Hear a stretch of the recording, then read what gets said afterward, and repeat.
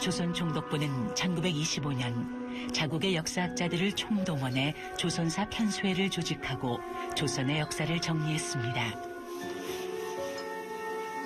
1938년 총 37권의 조선사를 발간하면서 조선인들에게 선물과도 같은 것이라고 했다는데요.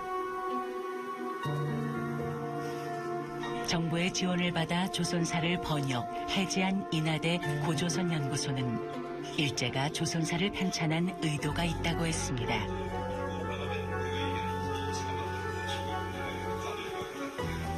제국주의 시대 때 제국이 식민지를 관리하는 방식에 식민지인들은 미개하니까 스스로 아무것도 할 수 없다거든요.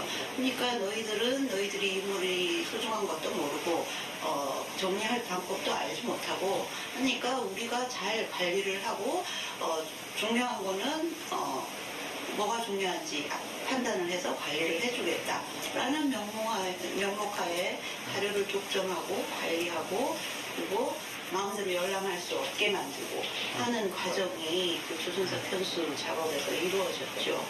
현재 이제 우리 교과서에 쓰고 있는 그 강동육주인데요. 여기 보면은 흥하진, 용주, 철주, 곽주, 통주, 안의진, 그 귀주 이런 지명들이 다 있잖아요. 여기 강동육주의 지명들입니다. 그런데 여기 천리장성 이렇게 이제 압록강에서 시작을 해서 원산만 쪽으로 넘어갔잖아요. 그러니까 아까 제가 말씀드렸듯이 강동육주라는 거는 어떤 형태로든지 간에 천리장성 안쪽에 있었다고 생각을 한 거고, 여기도 압록강이 있고 여기도 압록강이 두 개가 있잖아요. 그런데 이 압록강의 녹자가 보면은 이건 맑은 녹자고 이건 푸른 녹자예요. 실질적으로는 두 개의 다른 강인 거예요, 이 강이. 고대 문헌에 보면 고구려 때라든지 그 당나라 그리고 고려 초기의 문헌에도 보면은 압록강을 다 여기로 얘기를 하고 있어요. 이 압록강을. 일본에서 일본 사람들이 조선사를 편찬할 때 쓴 압록강은 무조건 다 이 압록강으로 모른 거예요. 이 압록강은. 그게 문제가 됐던 거죠. 이 맑은 녹자 압록강으로 할 경우에는 고려 국경선이 이쪽으로 와야 되는 거죠. 또 요나라 국경선도 금나라 국경선도 여기에 붙어서 얘기를 해야 되는 거예요. 실사 압록강과 삼수 압록강이 동시에 기록된 사설을 들여다봐라, 찾아내봐라 이랬어요. 그래서 오랫동안 찾았는데 아까 고려사가 1451년에 편찬이 됩니다.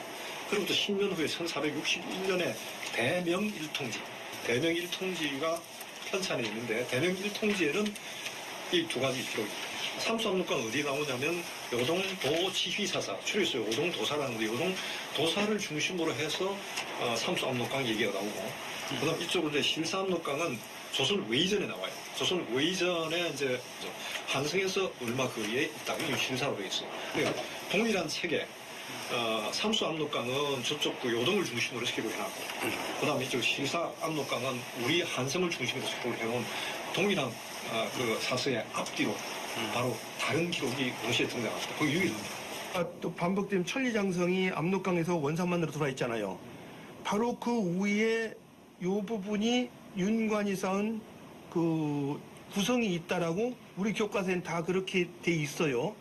다 그렇게 가리키고 있었고, 그랬는데 실제 윤관 구성의 그 위치를 기록을 해놓은 책들이 조선왕조실록에는 자세히 기록이 돼 있거든요. 그 조선왕조실록을 가서 찾아보니까 바로 두만강 북, 두만강 넘어 칠뱅이에 있다고 그러면서 바로 이 현재 그 러시아 블라디보스톡 있잖아요. 러시아 그 영토 안까지는 들어가 있는 거죠. 그러면은 그 역사책에는 분명히 그렇게 나오니까 교과서 집필진들이 이러지도 저러지도 못하고 몇 가지 설을 여기다 넣어놓은 거예요.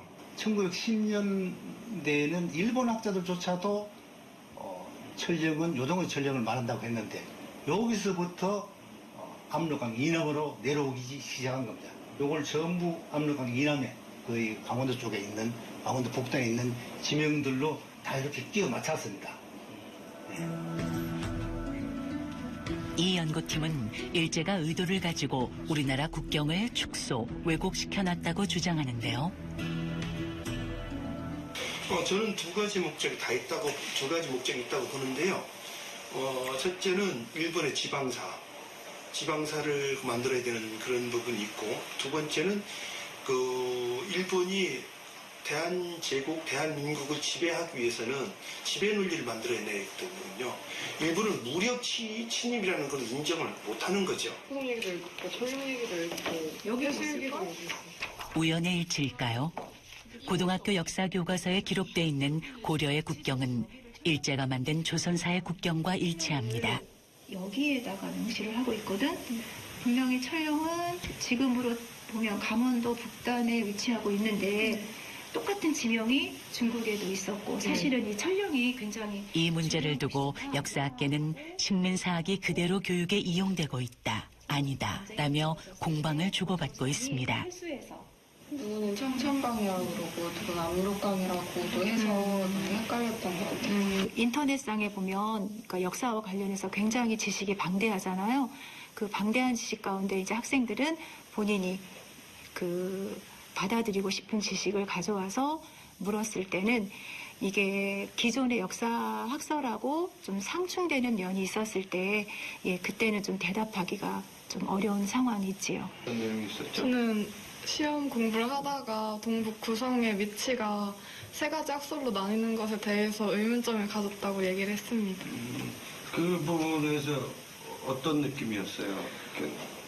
사실 역사를 배울 때는 사실에 이거에서 배우는 게 가장 중요하다고 생각하는데 당장 저희가 배울 수 있는 가장 좋은 책인 교과서에서조차 세 가지로 나뉘니까 혼란스러웠던 게 사실이고 또 정확히 알고 싶은데 어떤 사람들도 딱 이렇다고 정의를 내리지 못하는 게 조금 안타까웠던 것 같아요. 옹고지신이라는 말이 있듯이 옛것을 잘 익혀야 앞으로도 발전할 수 있는 건데 옛것을 익히려고 했더니 왜곡되어 있고 혼란스럽고 이런 상황을 보면서 앞으로 더 발전할 수 있는 가능성이 적어지지 않을까 하면서 역사를 더 정확히 배워야 되지 않을까 생각합니다. 해방 후 교직에 몸담았던 1세대 역사학자 김용섭 교수. 그는 저서를 통하여 해방 직후 학계에서 겪었던 자신의 경험을 솔직하게 고백했습니다. 민족주의 역사 인가에 관하여 검토하는 시간이었던 것 같은데 교학부장을 맡은 교수가 포함된 4~5명의 중노년 교수가 내방하였다.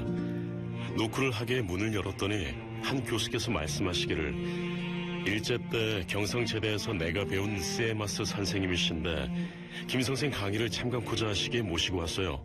김 선생 되겠지? 라고 말하는 것이었다. 역사 강의를 참관하러 온 스에마스 야츠카즈는 조선사 편수의 조사관으로 활동한 인물입니다.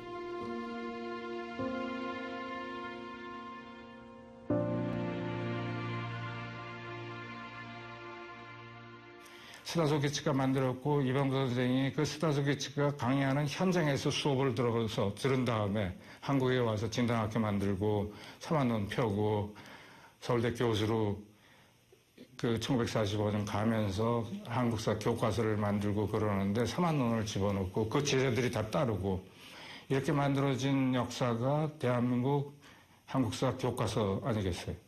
이 교과서를 통해서 온 국민이 상식으로 된 것이 사만입니다. 마한징한 변환.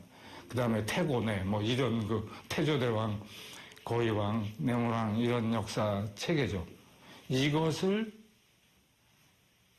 무너뜨린다는 것, 이것을 바꾼다는 것은 천동설에서 지동설로 넘어가는 것보다도 쉽지도 않을 아주 어려운 지난한 문제가 될 수밖에 없죠.